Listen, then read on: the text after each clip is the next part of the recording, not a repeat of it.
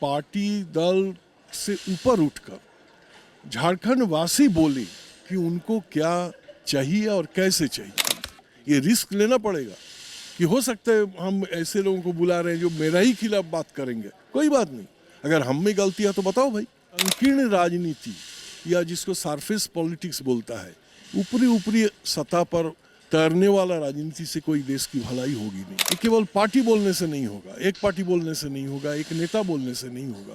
देखिए आजसू का विशेषता ये है, आजसू ही जब झारखंड आंदोलन में उतरा तभी जाके झारखंड बना।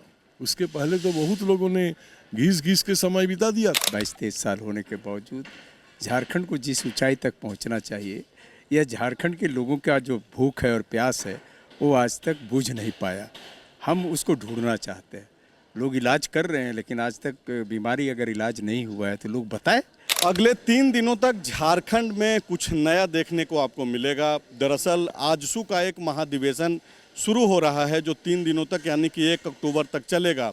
इस अधिवेशन में बहुत कुछ खास इसलिए भी है क्योंकि सभी दलों को, समाज सेवियों को, बुद्धिजीवियों को एक प्लेटफॉर्म सुदेश महतो देने की बात कर रहे हैं और वो ये बोल रहे हैं कि आप यहाँ आइए और झारखंड से जुड़े हुए जो मुद्दे हैं उस पर चिंतन मंथन कीजिए और अगर ज़रूरत होती है तो आप आलोचना भी कर सकते हैं हमारे ही मंच पे। हमारे साथ आजसू के मुख्य प्रशिक्षक संजय बसु मल्लिक हैं, देवशरण भगत जी हैं, इनसे बातचीत करते हैं। दादा, ये जो आप प्रशिक्षण दे रहे हैं उसका तो असर दिख रहा है कि बाहरियों को भी एक मौका मिल रहा है कि भाई आप आकर के पार्टी के भीतर झारखंड को लेकर के या फिर पार्टी के ऊपर भी अगर आलोचना करना है तो आप कीजिए। लेकिन क्या ये भारी पड़ सकता है? ये आइडिया कैसे आया? देखिए, हम लोग जब झारखंड अलग राज्य का आंदोलन में जुड़े हुए थे उस समय हम लोगों ने एक सपना देखा था कि एक ऐसा झारखंड बनेगा जो पूरा देश में एक मिसाल कायम करेगा। किस तरह से कि यहाँ के लोग खुशहाल होंगे, यहाँ के जो संसाधन है ये संसाधन का सही उपयोग होगा और उससे लोगों की रोजी रोटी का जो समस्या है वो धीरे धीरे दूर होगा और इतना सुंदर प्राकृतिक शोभा से सुशोभित ये झारखंड ये दुनिया के लोगों को आकृष्ट करेगा यहाँ आने के लिए, देखने के लिए। यहाँ की जो आदिवासी संस्कृति है, जो दर्शन है कि भाई हम थोड़ा समय खुश रहेंगे लेकिन हम आनंद का ज़िंदगी बिताना चाहते हैं, ये आनंद का दर्शन लोग समझेगा। तो ये सब सपना हम लोग देखते थे। लेकिन दुर्भाग्य की बात है कि इतना साल बीतने के बावजूद भी ये सपना को सही ढंग से साकार किसी ने कर नहीं पाया। तो अभी ज़रूरत है कि पार्टी दल से ऊपर उठकर झारखंड वासी बोले कि उनको क्या चाहिए और कैसे चाहिए। ये केवल पार्टी बोलने से नहीं होगा, एक पार्टी बोलने से नहीं होगा, एक नेता बोलने से नहीं होगा। और विशेष करके होता क्या है ना, राजनीतिक आंदोलन में अक्सर बुद्धिजीवी लोग पीछे चले जाते हैं। सोचने समझने वाले लोगों के लिए अवसर नहीं मिलता है राजनीतिक प्लेटफॉर्म में।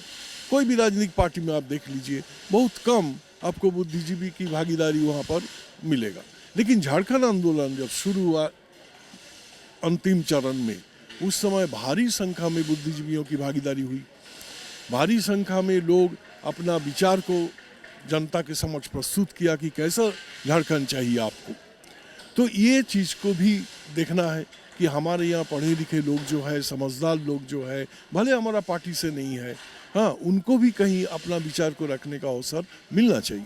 लेकिन दादा, जब राजनेता ये बोले या फिर कोई पॉलिटिकल पार्टी बोले कि चीज़ों को राजनीति से ऊपर उठ के देखना चाहिए, तो जो परिस्थितियां हैं, समाज के जो भीतर लोग हैं, इसमें भी राजनीति ढूंढ लेते हैं और देखते हैं और बाकायदा देखा भी जाना चाहिए क्योंकि इसके पीछे कई सारी चीज़ें समाज के लोग देख चुके हैं।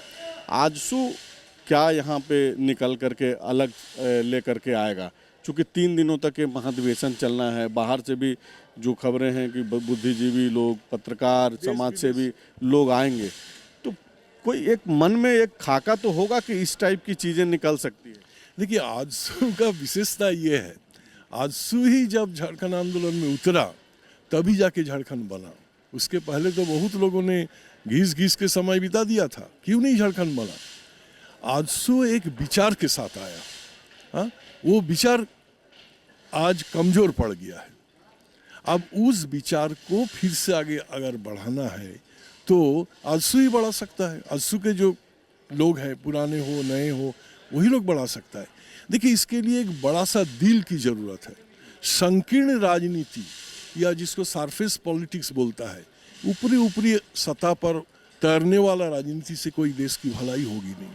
जो मुख्य समस्या है, जो मुख्य सपना है लोगों का, जो लोग चाहते हैं दिल से, उस बात को जरूरी नहीं है कि राजनेता हर समय प्रकट कर पाएगा।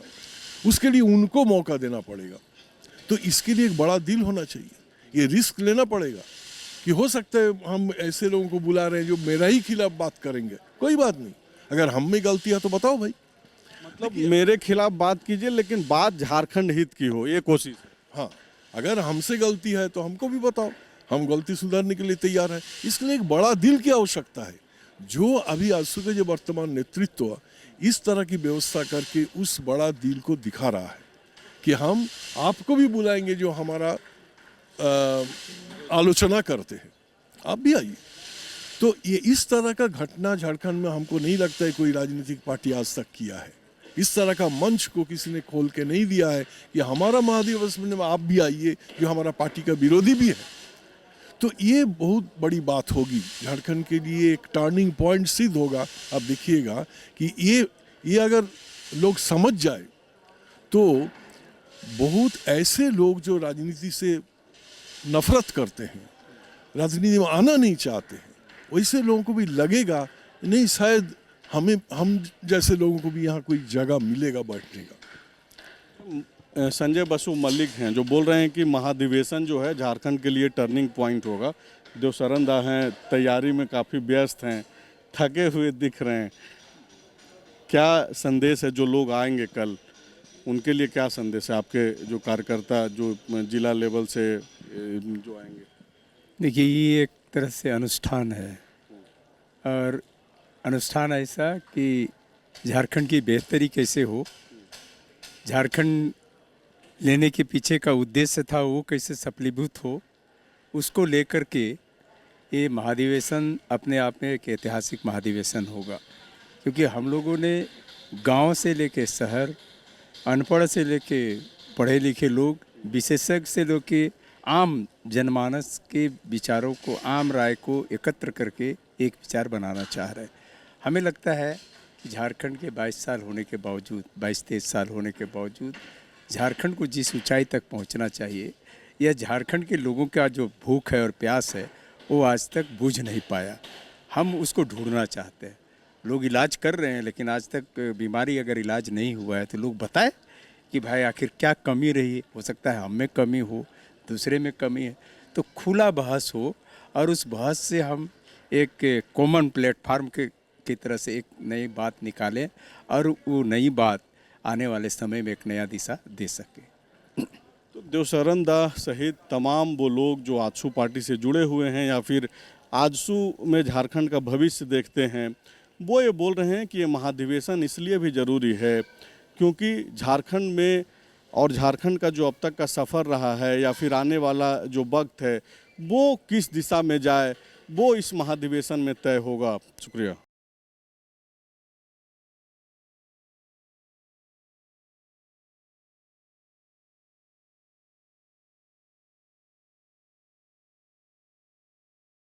The follow-up.in.